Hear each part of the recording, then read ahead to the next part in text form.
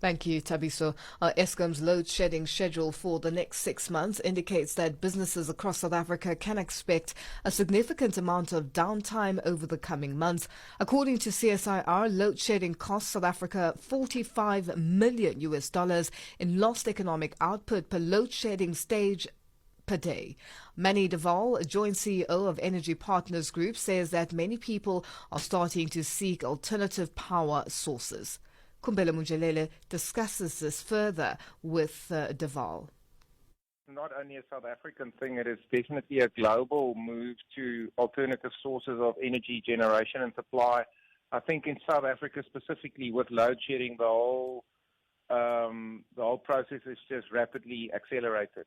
All right, just talk to us a little bit, Mr. de Waal, about this notion of going off the grid.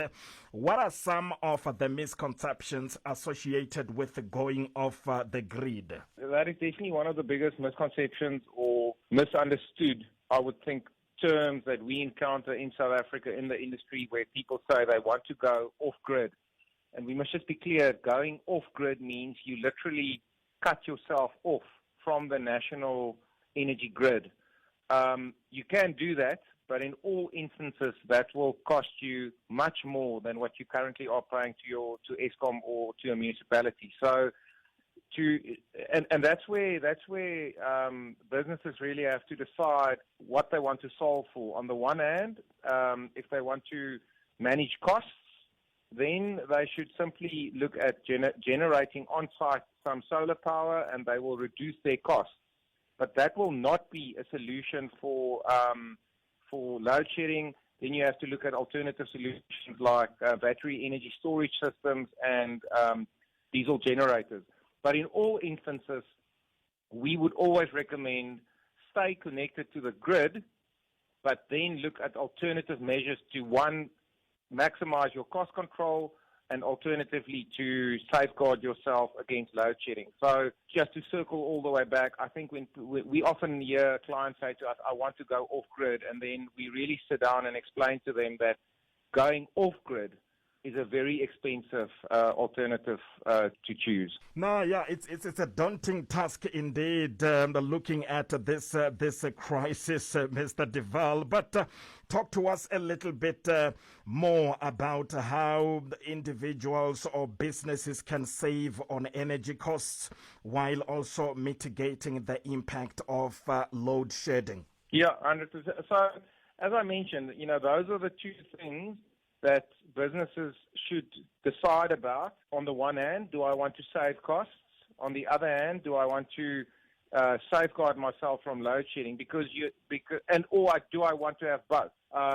But to save your costs on the cost of electricity, right? The simplest solution is to look, especially if you're a business, we would recommend look at a solar photovoltaic system. You can put it on your roof. If you have land available, you can put it on your land. And you, in essence, are generating your own electricity, right? So you're using less from the grid, and you're generating your own electricity. Your bill goes down, and the cost of such a solar system has come down so much now that it's a good investment. Companies like ourselves, we would even make that investment on behalf of clients, and then we would sell electricity to clients at a 50% discount to what they're currently paying. And it's not only us doing it, there's many others, right? So that is as far as costs go. Now you want to also make sure that when load shedding strikes, you are safeguarded. And that's also another misunderstanding. People think if I have a solar system, I understand I'm going to have less power, but at least there will be something. But that's not true, because it's technical, but that solar system is synchronized with the grid. And when the Eskom grid goes down, that solar system is also down. So if you want to safeguard yourself against load shedding, you need a battery energy storage system, or you need a diesel generator.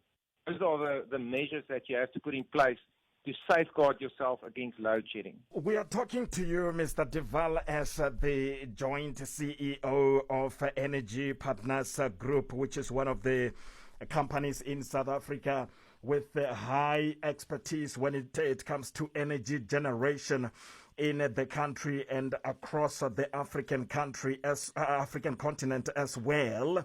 What do you think needs to be fixed at the state power utility Eskom in order to keep the lights on in South Africa? I think that's the question on everyone's mind, specifically in South Africa. I think the first thing is to recognize at least that this crisis that we have didn't originate last year. It's been 20 years coming. Having said that, I would think the way forward definitely is firstly to join hands with companies like ourselves and the renewable energy sector, which is globally absolutely exploding. The capital is ready in South Africa to make these investments, to build these systems, and to very quickly get them up and running. So that would be a very practical first step that Eskom and the country can take, government can take, to work with the renewable industry to start generating more electricity. And like I say, there would be no investment would be required because companies like ourselves will make those investments. So I think that's the first step, and unfortunately it's happening too slowly for multiple reasons. We don't need to go into that, but that's a very easy first step to take. And then secondly, it is to repair the damage that's been done to Eskom. And with Eskom's new CEO, Andre de Ruyter, they are working very hard to do that. We're in constant contact with Eskom. But like I say, it's 2 decades. This crisis has been 2 decades in the making. So to speak, fix Eskom is not going to be 6 months or 12 months. It's a longer term challenge, which they are working very hard on. So I would summarize: take hands with the renewable industry, the renewable power industry, and secondly, fix Eskom.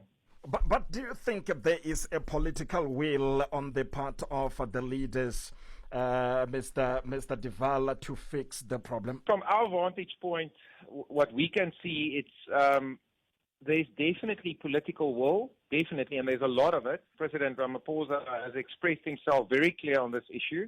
So there is political will, but it's also a divided political will.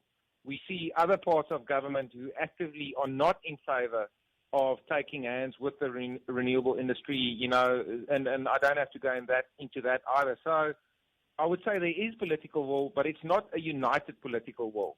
There's definitely different interest groups that are in conflict with each other, or so it seems from the outside. Manie de Waal, joint CEO of Energy Partners Group, speaking to Kumbele Munjelele.